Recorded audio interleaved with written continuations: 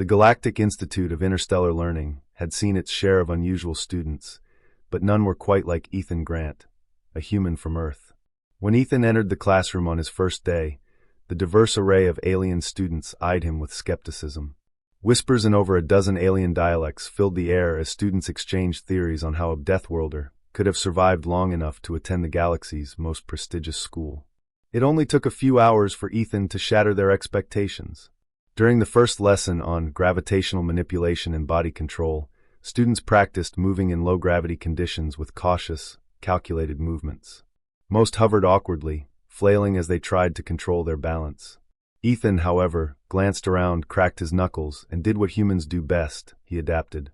With a running start, he leapt onto a floating desk, planted one foot firmly, and launched himself into a mid-air backflip. Gasps echoed across the room as alien eyes of all shapes and sizes tracked his movement. The reptilian student, Ricard, hissed in disbelief. "Is he defective?" it barked, gripping its desk with both clawed hands. The gelatinous student, Kreth, flickered from green to bright orange, a clear signal of alarm in its species. ZYLL, a multi-eyed insectoid, scrambled backward, bumping into two other students in its panic. Ethan landed smoothly on another desk, crouching with perfect balance. His grin was wide, his eyes full of mischief. "What? Never seen a flip before," he quipped, glancing over his shoulder as if he'd just pulled off a casual party trick. The room fell silent for half a second. Then the crystalline teacher, Professor Vara, stepped forward, their luminous form flickering with agitation. "Human, this is an academic environment, not a stun arena. Ground yourself at once," the professor's voice echoed with a harmonic hum that rattled the desks. Ethan raised his hands innocently, smirking as he slowly stepped down. "Just testing the limits, Professor," he replied, earning a few nervous clicks from ZYLL. But Ethan's testing the limits didn't stop there. During lunch, his actions once again drew attention. The aliens watched as Ethan peeled open a silver bag and removed a cluster of chemical-laced, biostabilized high-calorie starch modules, also known as potato chips. The crunch echoed louder than it should have, and every head in the cafeteria turned to him. Ricard's eyes narrowed. "He is consuming a substance that crackles. Is that not a sign of imminent combustion?" it growled, nudging the insectoid student next to him.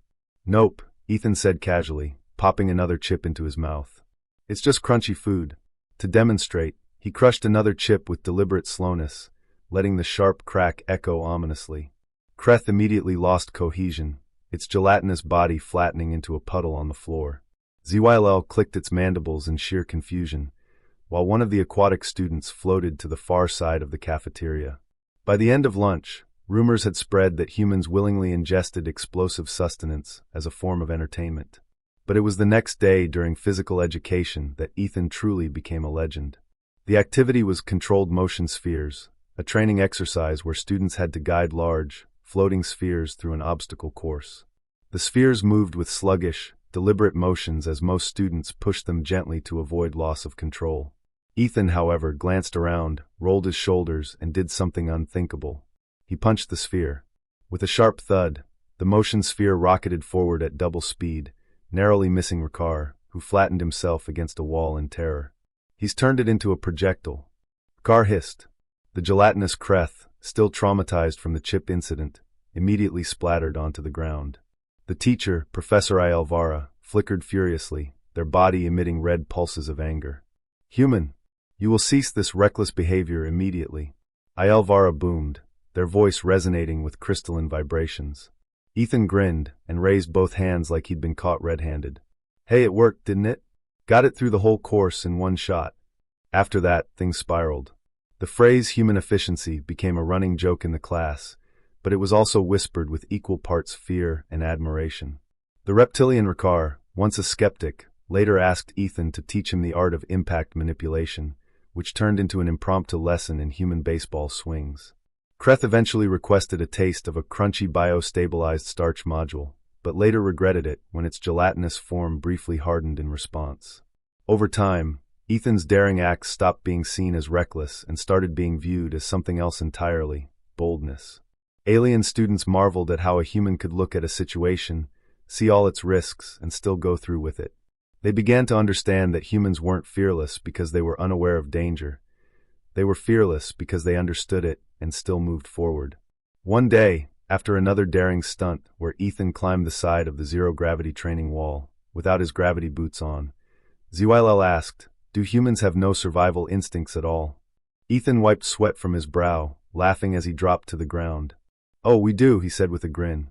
"We just like to win more than we like to stay safe." The class fell silent, and something shifted in their perspective. Humans weren't just reckless, they were determined. From that point on, students who once mocked him for being a death worlder now watched him carefully, hoping to learn. Rikar, Kreth, and even ZYLL started mimicking Ethan's movements in class. The teacher, Professor Ayelvara, stopped reprimanding him and started observing. Perhaps, the professor mused, there was a lesson to be learned from this chaotic species. Ethan became a local legend at the institute. His name was whispered in the halls, his stories exaggerated into myth. Students claimed he'd punched a star into orbit or tamed wild energy with his bare hands. One student even started a fan club called Human Resilience Enthusiasts. Ethan never corrected them. He just smiled, hands in his pockets, eyes scanning the next challenge. Because that's what humans do. They see limits, and then they break them.